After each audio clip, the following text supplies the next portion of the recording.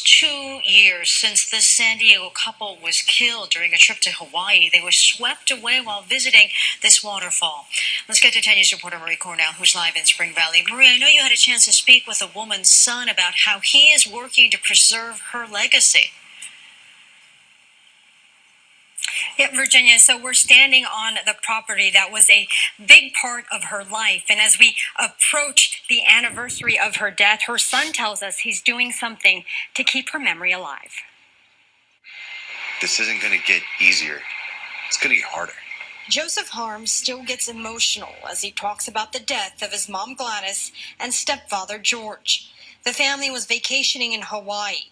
Gladys and George were crossing a river and fell to their death.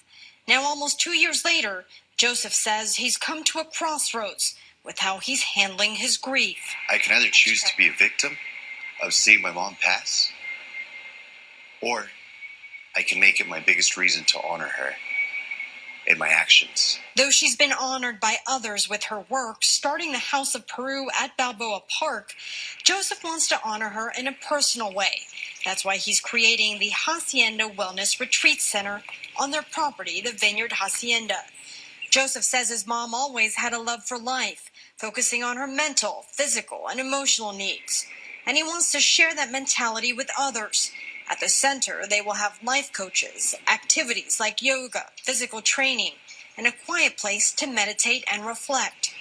Guests will also learn a lot about his mom, seeing reminders of her all over the property.